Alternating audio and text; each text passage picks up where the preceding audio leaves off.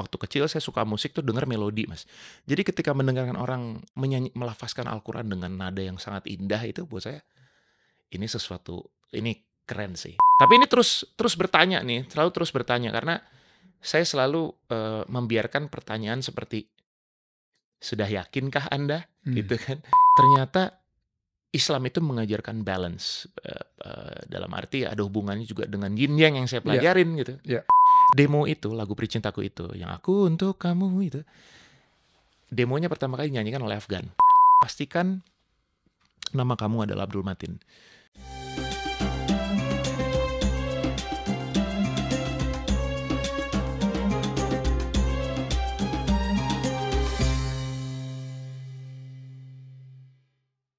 Selamat datang di podcast Find Your Pahala. Setiap langkah punya makna, setiap kisah punya hikmah. Dan hari ini kita kedatangan Bro Marcel Siahaan. Hai Mas, apa kabar? It's an honor. Ini It's my honor. kita semua mengidolakan Bro Marcel. Alhamdulillah, makasih Mas. Kita sama-sama juga sebetulnya punya hobi lari ya. Akhirnya Mas, akhirnya kecemplung juga pelan-pelan. Dan event terakhir apa? Event terakhir waktu itu imigrasi run ya. Oh, immigration run. Iya, saya lumayan Mas selesai 10K ya. 10K. Pelan-pelan lah, pelan-pelan. Kalau yang di Bandung tahun lalu ikut juga kan? Di Bandung enggak, waktu itu hanya nyanyi Indonesia Raya aja. Oh, hanya nyanyi. Masih test the water. Test the water. Waktu aku lagi mau start tuh. Test the water tuh Mas. Tapi sekarang nyemplung juga 10K dan Pelan-pelan. ada pemikiran next race-nya ini yang ngeri nih. Ini ada satu event yang sekarang lagi in banget di teman-teman penggemar olahraga yang endurance sport, yaitu Endurance sport. High Rock ya. High Rocks. Dan ini lagi latihan buat tahun ini, nggak tahu kapan akhir tahun mungkin. Persiapan akhir tahun Mas insya Allah. Jadi kemungkinan di Melbourne ya. Melbourne. Desember ya. Ada sih sebenarnya Juni di Thailand, cuman takut ini Mas. Terlalu mepet ya. Takut udahnya nggak bisa lagi. Takut pingsan. Ampun. Jadi kalau dunia musik sama dunia olahraga endurance sports ini apa persamaan paling dekatnya apa? Persamaannya adalah konsisten, itu yang paling terasa ya Mas ya, karena 22 dari tahun 2002 lah bisa dibilang 23 tahun jadi penyanyi itu memang kalau saya mengalami sendiri bagaimana kita tetap harus konsisten. Selain itu juga semakin kesini nih di era mulai disrupsi digital ini kan mau nggak mau ada perbedaan generasi yang lumayan ini dengan generasinya anak-anak saya Gen Z dan juga Gen Alpha. Bagaimana caranya untuk bisa tetap relevan dengan kondisi sekarang?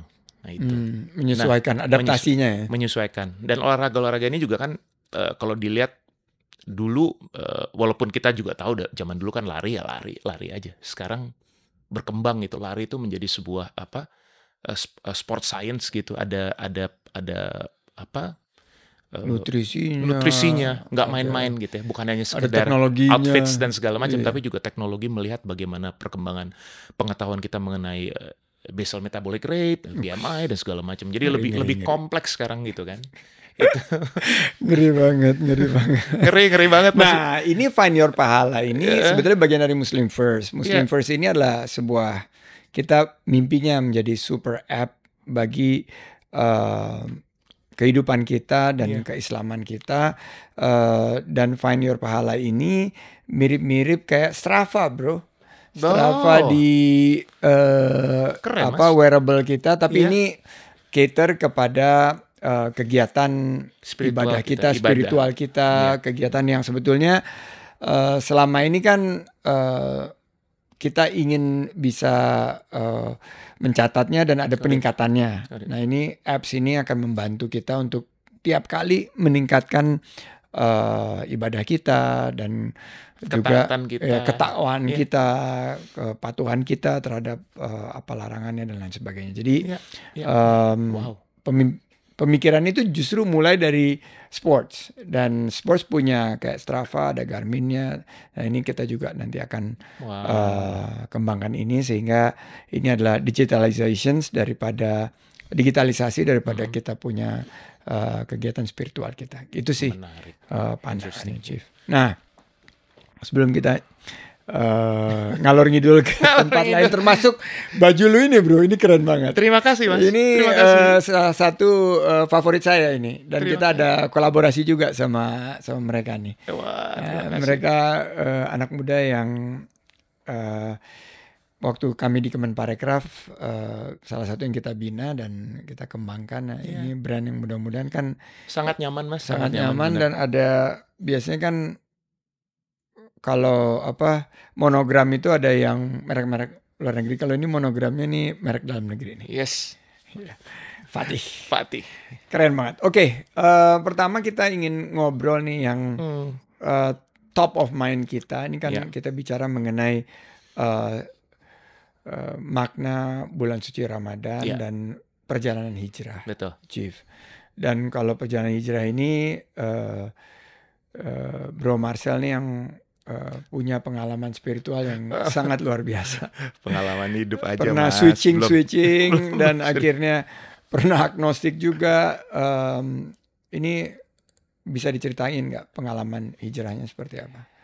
Jadi pertama pengalaman yang saya jalani Mas ya, ketika pertama kali saya hadir di dunia lalu kemudian tumbuh besar, itu berkembangnya memang saya dapat rezeki untuk kemudian lahir di keluarga yang memang sangat multi spiritual, ya, multi religi. Tapi multi religi di sini bukan diartikan di keluarga saya kemudian ada 5 agama gitu, enggak ya. Tapi agama-agama besar itu dominan di rumah gitu ya. Dan mereka bisa hidup rukun. Jadi kemudian saya dari kecil sudah banyak melihat bagaimana berinteraksi antara pemahaman-pemahaman dan juga cara pandang yang berbeda gitu ya. Dan itu turun dari mendiang kakek dan juga mendiang nenek, yang satu orang Solo, Muslim, yang satu lagi orang Ambon, lahir di Surabaya, Kristen, Protestan gitu ya. Lalu kemudian mereka juga memberikan banyak sekali Ambon dan Solo, terus nggak ada hubungannya sama Siahaan Batak nih. Oh, Siahaan ini dari bapak lah itu kan. Dari bapak itu. Kita kan bisa tahu lah apanya kan itu kan kelihatan. Nah itu lagi papa juga dengan pendidikan HKBP-nya juga hadir. Jadi memang dari kecil itu saya pribadi sudah melihat banyak sekali interaksi-interaksi bukan hanya spiritual tapi juga kultur dan budayanya gitu ya. Masing-masing cara. Ya ketika misalnya kakek yang orang Solo gitu ya, tiba-tiba ketemu keluarga saya yang dari keluarga ayah dari papa yang semuanya ngobrolnya kenceng-kenceng kan. Oh iya. The Batiks kan kenceng-kenceng semua kalau ngomong kan. Wah, gimana apa ini apa? Terus yang kalau kita komplain misalnya gitu, wah si Namburu ini kok galak kayak gitu. Kita nggak galak, ini biasa ini. buat dia biasa gitu, tapi buat kita kan apa nih gitu kan ya. Kencang kali punya volume. Betul, udah gitu ngobrol lagi dengan oma yang walaupun dia dari keluarga Ambon dan lahir di Surabaya, tapi dia lama tinggal di negeri Belanda. Wah. Jadi ada didikan lagi tuh. Holland Spreken, en kleine beetje Holland Spreken. Jadi tiap hari dengar mereka kalau udah ngomong bahasa Belanda, oh ini pasti lagi ribut. Karena cucu-cucunya pasti kan don't have any clues kan. Udah gitu. Nah, dari situ belajar, lalu kemudian, di sini letak anomalinya memang. Yang saya anomali, saya mengalami satu perjalanan hidup yang mungkin berbeda dengan my siblings gitu ya. Abang saya misalnya dan kakak perempuan saya, mereka semua menjalani proses menjadi Katolik semuanya gitu ya. Jadi misalnya kayak dibaptis, lalu kemudian dapat komuni pertama. Adik saya pun juga mengalami itu. Gitu ya, dibaptis. Kita sekolah semuanya sekolah Katolik. Kakak saya yang paling tua yang perempuan di Santa Angela di Bandung, kita sekeluarga yang cowok-cowok nih semuanya di Santo Aloysius Bandung. Adik saya juga begitu, Mas, mengalami proses-proses gitu, dibaptis dan segala macam. Hanya saya aja yang kemudian nggak punya keyakinan apa-apa saat itu, kayak terlewat aja. Sampai skip. Nah, disitulah masa saya agnostik. Nah, waktu kecil itu saya pada saat itu kan referensi saya cuma TVRI. Yeah. Jadi pada saat itu ketika nonton dari kecil saya suka dengan acara-acara misalnya kayak mimbar agama dulu mungkin Mas Andi pernah tahu. Mimbar agama Kristen, mimbar agama Katolik, mimbar agama Buddha, Hindu, Protestan. Saya suka nontonin itu. ya dengan biasanya cuplikan-cuplikan, istilahnya dulu kan kalau drama itu fragmen namanya kan, di fragmen. Wah, cerita-cerita. Lalu kemudian ditutup dengan ada apa namanya? Ceramah dari si pemuka agamanya dan segala macam. Saya suka dan saya sudah tertarik pada saat itu adalah mimbar agama Buddha, ya, mimbar agama Kristen tentunya, dan mimbar agama Islam, 3 itu. Ya, sampai kemudian saya juga suka nonton musabaqah tilawatil Quran, Mas. Nggak tahu kenapa. Nggak tahu MTQ kenapa. Buat saya lomba di mana-mana gitu. Nggak tahu. Saya menyenangkan aja buat saya. Apalagi ketika sudah masuk ke momen sari tilawah. Oh iya. Jadi ketika terjemahannya. Karena saya suka musik juga dari dulu. Waktu kecil saya suka musik tuh denger melodi, Mas. Jadi ketika mendengarkan orang ikut kejuaraan itu gitu ya, maksudnya melafazkan Al-Quran dengan nada yang sangat indah, itu buat saya ini keren sih gitu. Dan itu bisa nyampe walaupun saya nggak ngerti. Makanya saya nunggu gitu sari tilawah apa sih ini ngomong apa gitu kan. Nah gitu. Jadi dari kecil tuh udah begitu, Mas. Lalu ada satu kesempatan waktu itu ada di beberapa kesempatan saya juga ketemu waktu itu ada asisten rumah tangga kami yang kemudian diangkat anak lah sama my grandfather gitu ya, diangkat anak. Dan dia orang ini sangat taat, Mas. Sangat taat banget ya. Puasanya bagus, sholatnya juga bagus dan sangat proper gitu. Cara sholatnya, cara duduknya segala macam sangat proper. Saya suka merhatiin. Jadi kalau beliau sholat tuh saya merhatiin dari jauh, saya liatin. Gitu. Tanpa nanya-nanya, saya suka gitu. Udah tuh. Sampai mulai SD mau masuk SMP, disitulah saya kemudian memutuskan untuk saat itu sebagai pemeluk Katolik. Ditambah lagi juga memang karena di sekolah Katolik saya juga mengikuti banyak pelajarannya, lalu kemudian teman-teman saya juga majority Katolik gitu, dan belum ada beban, jadi pada saat itu saya ikut katekisasi, saya belajar ya kan, lalu kemudian dibaptis, bahkan saya jadi putra altar, Mas. Di Altar Boys. Di Altar Boys di Katedral Santo Petrus di Bandung gitu. Ikut ya semua ikut retreat segala macam ya. Dan kebetulan juga sekolah memang memfasilitasi itu untuk bisa ikut retreat gitu dengan pater-pater dan bruder-bruder di biara OSC waktu itu. Udah jalan, saya juga suka bela diri gitu ya, suka latihan bela diri dengan filosofinya tentunya, filosofi keseimbangan, yin and yang ya. Lalu kemudian dulu juga Eyang itu suka sekali karena dia ada keluarganya ada latar belakang kejawaannya juga. Jadi kita diajarin banyak filosofi mengenai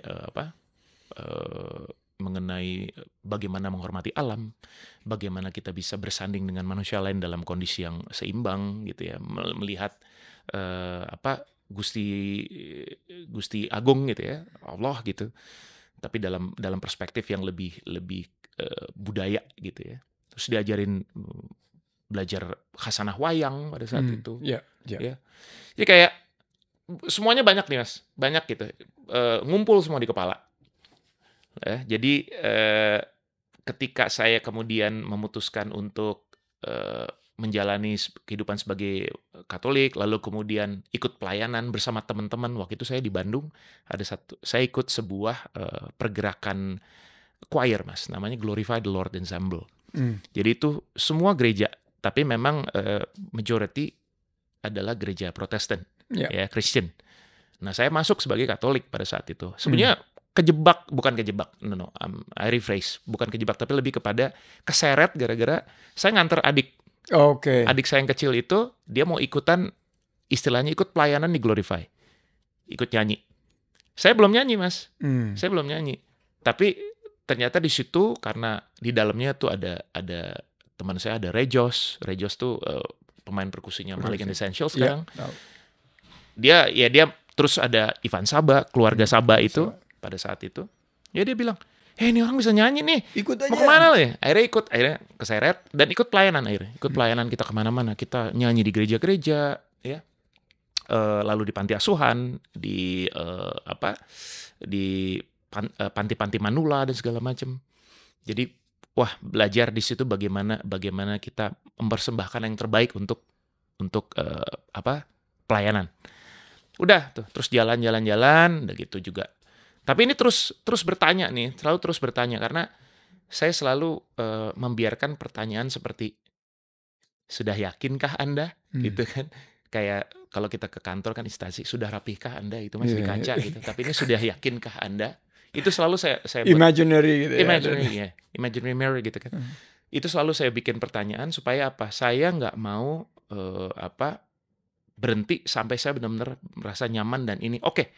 Inilah the purpose of my life at this moment gitu. Pada perjalanan yang sekarang ini. Itu saya tanya, dan kemudian saya tertarik dengan banyak filosofi lain. Saya juga sempat juga lihat baca-baca Kabalah gitu. walaupun nggak terlalu serius gitu ya belajar Kabalah, tapi yang serius adalah pada saat itu Buddhism mungkin karena dekat dengan pada saat itu kecintaan saya pada bela diri gitu ya, belajar keseimbangan, belajar lalu reciprocity, law of reciprocity, law of causality maksud saya, sebab akibat, lalu kemudian ada hukum karma, lalu kemudian ada rebirth, kelahiran kembali dan segala macam.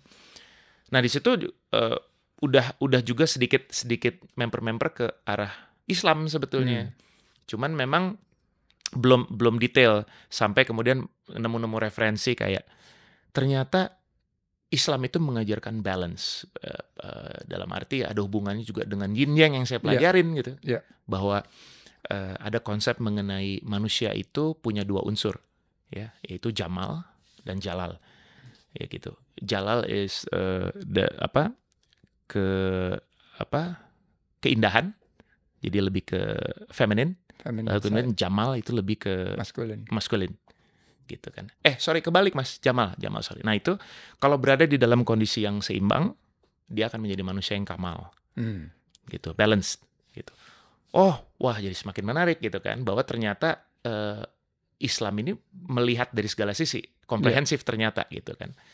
Nah sampai terakhir bertemulah dengan banyak orang, lalu kemudian juga mengalami peristiwa bertemu dengan orang yang kemudian saya cinta, tapi secara kondisi latar belakang agama kita berbeda gitu.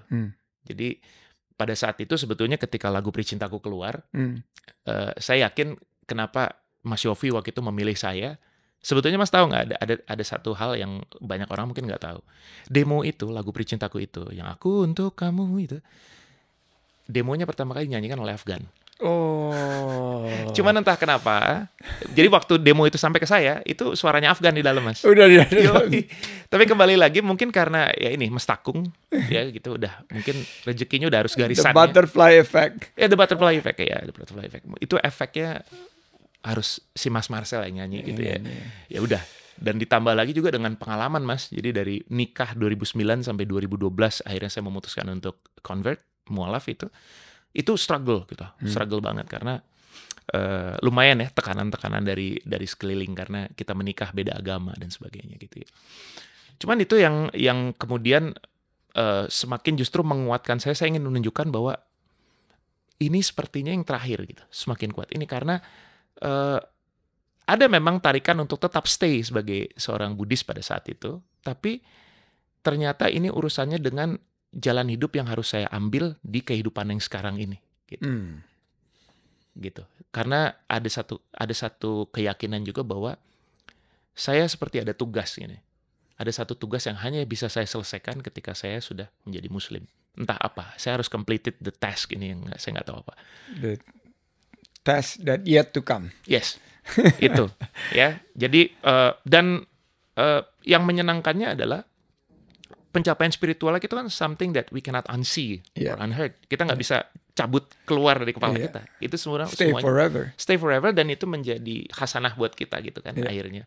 Jadi ketika mempelajari Buddhism lalu kemudian juga mempelajari Islam secara bersamaan gitu, tidak ada pertentangan sama sekali. Jadi semuanya kayak nikmati jalannya, nikmati sambil terus bertanya itu tadi Mas sudah yakinkah Anda? Gitu. Sampai akhirnya benar-benar oke. Ini sih jalannya gitu. Firm ya. Firm. Saya pengalamannya juga mirip-mirip.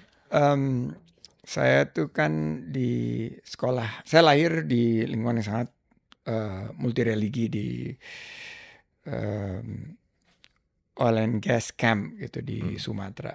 Terus ya kiri kanan tetangga semua pasti berbeda agama, ada yang dari luar negeri juga kan. Tapi sekolah di sini itu di PSKD. I see. Jadi HKBP itu sangat dekat. Jadi pertama baca nat sampai hafal lagu-lagu lagu-lagu core itu yang selalu kita nyanyikan. Cara nyanyinya ikut dong berarti. Ikut, nyanyi. Jadi sempat walaupun tidak berprestasi. Terus saya SMA-nya kan Katolik. Dan di Bangun di Luhur waktu itu kita juga banyak berinteraksi dan pemahaman. Terus saya pernah kuliah juga di luar negeri yang sangat boleh dibilang multi religi, dan justru saya menemukan Islam dan saya sangat tertarik itu pada saat saya kuliah gitu dan mulai mendalami di sana. Tapi dari kecil mama papa tuh kan kirim guru ngaji dan sebagainya. Dan yang saya temui itu ada rasa nyaman. Saya benar-benar masuk itu karena ke dalam pemahaman Islam yang kafah itu dari istri saya gitu. Istri saya yang membuat nyaman banget karena dia tuh dari keluarga yang jauh lebih religius lah. Nah kalau buat Bro Marcel sendiri, peran istri membuat nyaman karena Islam is about being at peace kan, nyaman dan balance dan lain sebagainya. Dan segala macam ya. Role-nya seorang istri itu seperti apa? Wah sangat mas. Rima itu dia bukan orang yang sangat staunch ya. Maksudnya dalam arti dia bukan orang yang sangat strict gitu ya. Tapi dia memberikan saya banyak pemahaman. Mungkin interaksi kami juga dari awal pernikahan yang juga nggak gampang kan, dengan menikah 3 tahun pertama beda agama itu bukan sesuatu yang mudah mas pada saat itu ya. Turmoilnya gila sekali. Tapi istri saya tuh berhasil menunjukkan kesetiaan dia gitu ya, menjalani proses ini gitu. Walaupun ya pastinya namanya manusia ada kadang-kadang ada capeknya, ada lelahnya, ada dropnya gitu. Tapi tidak pernah ada sekalipun dia memilih untuk meninggalkan proses ini. Dia pengen terus bersama saya menjalani ini, dan sampai bahkan akhirnya kita menjalani satu proses di mana saya convert gitu ya, dan dia pun semakin kuat gitu ya keislamannya, dan juga kami dinikahkan ulang gitu. Pada saat itu ada rezeki lah mas, kita bisa ketemu beberapa saudara-saudara kita dari pada saat itu orang-orang tasawuf ya, tauhid ya, dan waktu itu dari klan Naqshbandia. Naqshbandia. Syekh Hisham Kabani, Tarekat. Ya. Syekh Hisham. Meninggal Syekh Hisham. Iya, baru beberapa bulan yang lalu. Dan alhamdulillah saya sempat datang ke Detroit untuk Detroit betul. Silaturahim sama beliau di saat-saat terakhirnya. Alhamdulillah mas, kita tahun 2011 itu masih suka ke Indonesia tuh waktu itu. Iya, 2000. Masih tiap tahun berkunjung ke sini ya waktu itu. Desember 2011 itu kami dinikahkan ulang oleh beliau langsung. Wah, jadi langsung rezeki banget. Syekh Hisham Kabani. Iya, Syekh Hisham Kabani. Kami dinikahkan pada Maulana, saat itu. Kita panggil Maulana Hisham Kabani. Dan sehari sebelumnya itu kami bertemu dulu dengan salah satu protégenya, namanya Syekh Jibril. Betul. Syekh Jibril yang tinggal di Brunei. Dia kan masuk orang Amerika mas ya. Iya betul. Cuman dia convert jadi namanya ada Syekh Jibril. Pada saat itulah kita ngobrol ngalor ngidul karena Syekh Jibril ini seneng jokes ya, suka berkelakar, termasuk waktu itu dia berkelakar mengenai satu produk yang menurut dia ini adalah benar-benar ciptaan Allah yang menurut dia sangat keren. Tolak angin. Reviews win. Iya, jadi dia bilang, nih Pak Irwan mesti denger ini nih Pak gila Irwan. Ini membantu saya terutama ketika saya traveling. Ini hebat ini. Kita ngobrol terus akhirnya sampailah kepada, jadi gini, kita ngobrol bahwa ada keinginan untuk besok ketika bertemu Maulana, saya ingin benar-benar memastikan diri saya untuk masuk menjadi seorang Muslim, ya, fix. Lalu kemudian juga kami ingin menikah ulang secara Islam, gitu ya. Terus dia sambil ketawa-ketawa gitu, oh iya nanti kalau kamu misalnya jadi untuk menyebutkan syahadat dan kamu menjadi keluarga kita, pastikan nama kamu adalah Abdul Matin. Oh. Gitu. Wow. Jadi Abdul Matin ini dari Syekh Jibril. Syekh Jibril yang Dan kasih. nama itu kan nama anaknya Sultan Bolkiah juga kan, iya, Matin. Ada ceritanya di kenapa dia pilih Matin itu kan artinya jujur Mas, maha kokoh ya. Yes, maha kokoh. Jujur Mas, gak ada ceritanya. Pada saat itu saya benar-benar kayak mungkin ini juga jalannya Allah udah kasih jalannya, bahwa pada saat itu just go with the flow, just walk the path gitu. Jangan terlalu banyak tanya kiri kanan, udah nikmatin aja.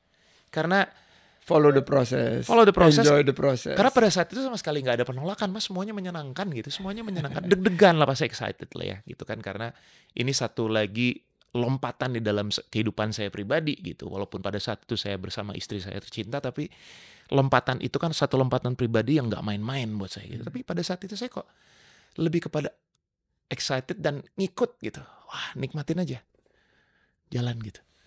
Semuanya dikasih nama Abdul Matin.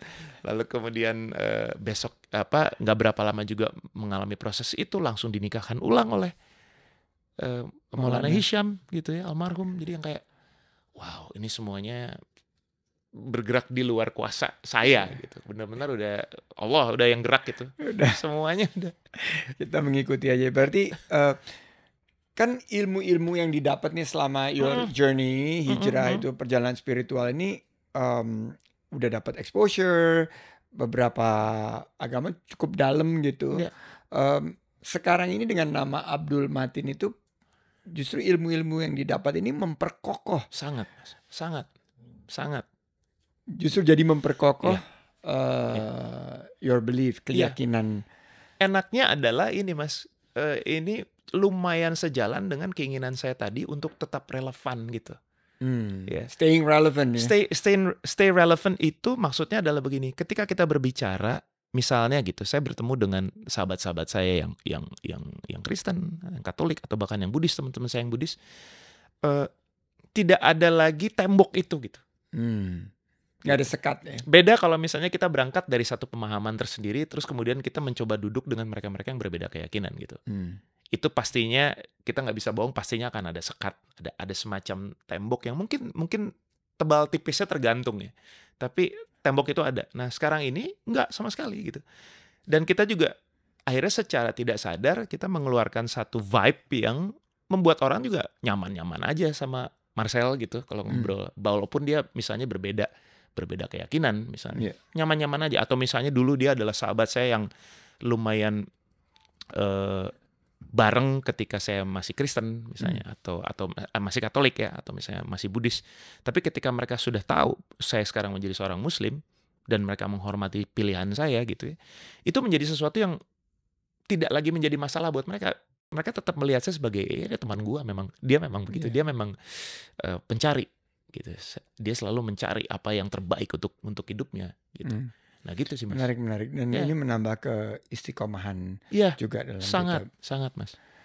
Oke. Nah, dengar-dengar baru rilis lagu ini Kencan Pertama. Ini ngomongin soal Kencan Pertama ini, momen apa yang paling diingat, dan kan kalian tuh couples goals banget gitu. Aduh, super couple goals ya, dan harmonis, boleh dibilang istiqomah, lurus-lurus aja.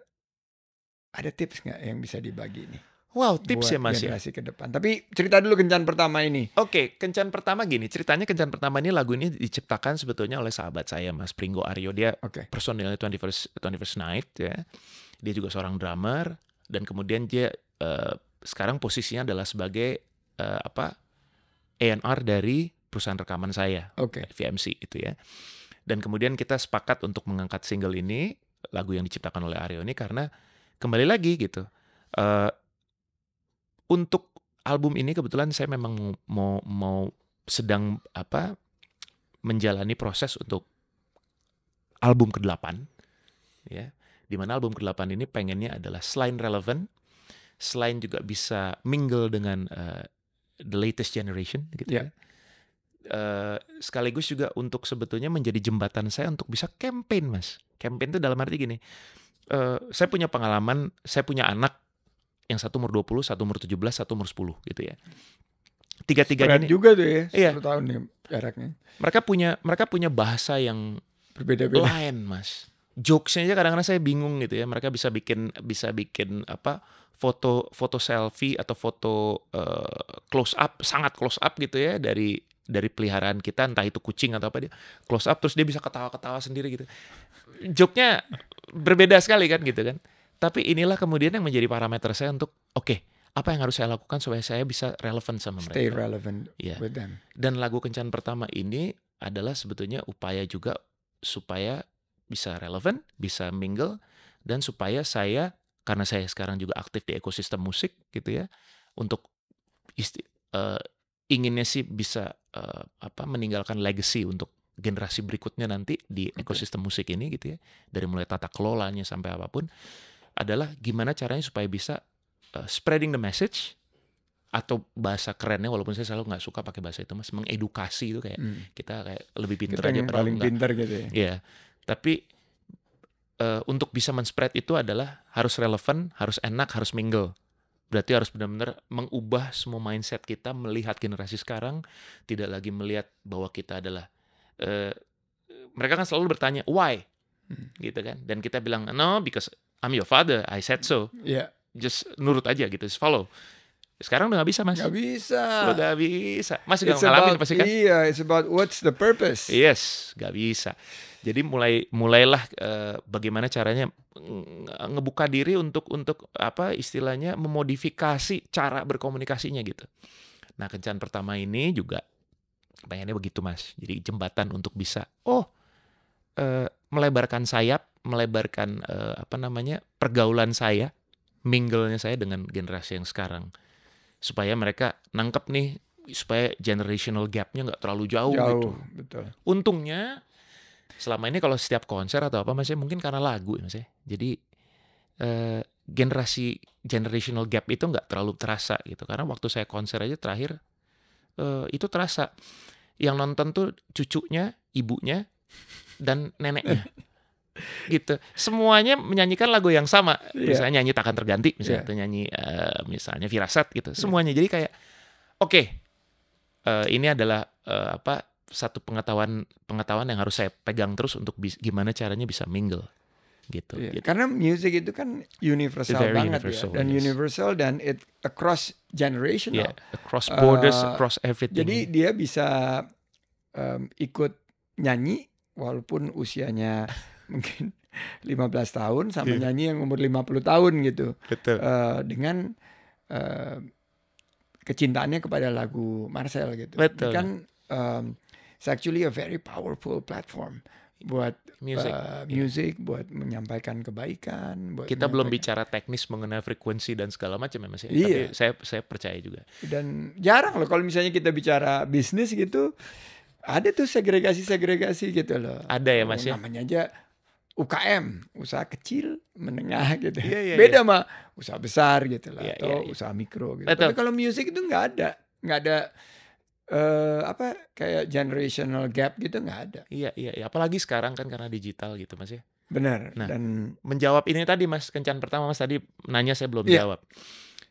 Yang paling berkesan adalah sebetulnya kalau ditanya Kencan Pertama, sebenarnya kalau ditanya apa gitu banyak ya, Mas. Karena lumayan cannot be unseen juga ya. Nggak bisa di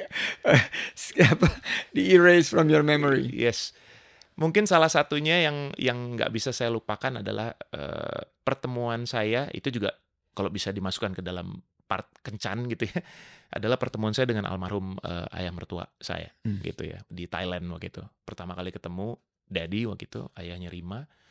Dan disitulah pertama kali saya kemudian mengalami satu interaksi yang Mas pernah kan pasti ngalamin yang ketika kita ketemu orang, entah dari mana gitu ya, tapi ketika kita ketemu, itu langsung semuanya cair, kayak nggak ada batasan, jadi kayak langsung ngobrol, langsung cerita, langsung kayak nyaman aja, langsung berasa kayak Benar. kita long lost soulmate gitu. Nah itu yang saya rasakan ketika bertemu Daddy pertama kali, dan pada saat itu kan saya memanggil beliau sebagai Mr. Adams pada saat itu. Itu dia sempat bilang sama saya terang-terangan bahwa itulah kenapa saya menyukai orang Asia. Beliau kan orang Australia, tapi ancestry-nya dari Scottish gitu kan. Dia bilang, kenapa saya menyukai orang Asia? Karena orang Asia itu sangat menghormati orang tua. Gitu. Kamu bisa bayangkan di tempat saya itu anak umur 9 tahun panggil saya dengan nama. Dia panggil saya Ron. Namanya Ronald Adams. Dia panggil saya Ron, dan kamu dan orang-orang Asia yang lain tuh bisa memanggil saya dengan Mr. Adams, dan itu buat saya sangat penghargaan yang terbesar. Nah, momen-momen itu lalu kemudian juga tiba-tiba dia juga ada momen di mana dia kasih saya hadiah gitu berupa sebuah hard disk, Mas. Ada 6.000 lagu di dalam situ. Selamat menikmati ini buat kamu gitu. Kamu boleh dengar. Pada saat itu ya Mas, tahun 2007-2008 kita masih tuker-tukeran hard disk. Belum segede sekarang, misalnya kayak kalau sekarang kan hard disk 4 tera yang segede gini kan. Coba tell that experience to your 10-year-old. Ngerti nggak dia tuh? Kok ada? Why? Iya. What is this? What is this? Karena kan dia biasanya ayah kan bisa simpen itu di cloud kan? Iya. Dulu enggak, nak. Dulu bukan cloud. Nggak ada cloud. Nggak bisa cloud. Dulu namanya hard disk atau thumb drive gitu. Nggak ada Spotify.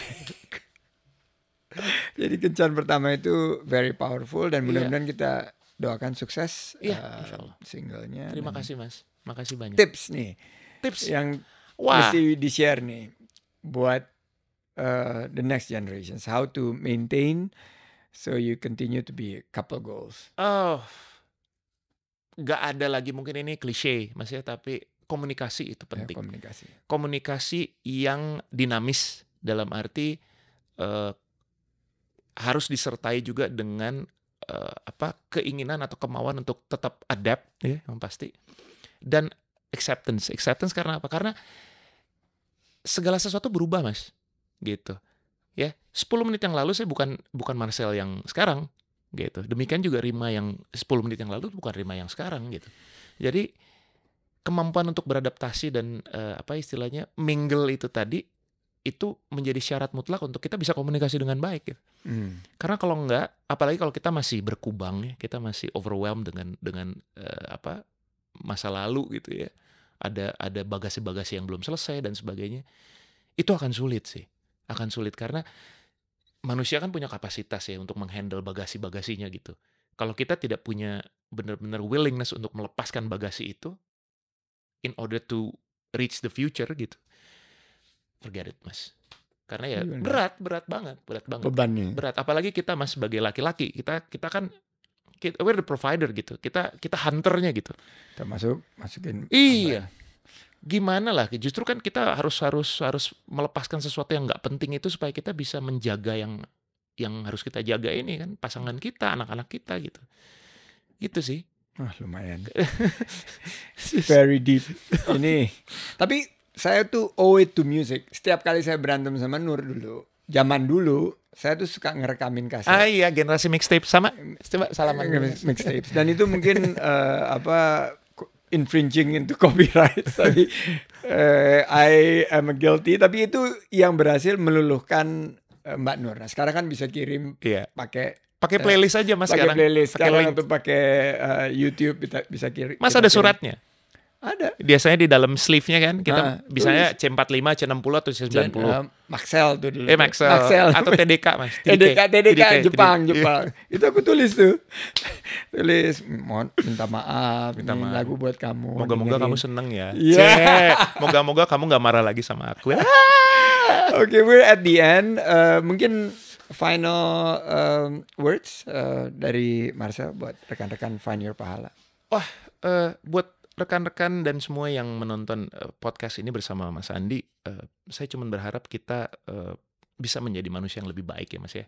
Dan juga lebih mengutamakan bagaimana caranya untuk bisa berada di tengah-tengah, selalu berada di tengah-tengah, supaya kita bisa lebih objektif untuk melihat apapun.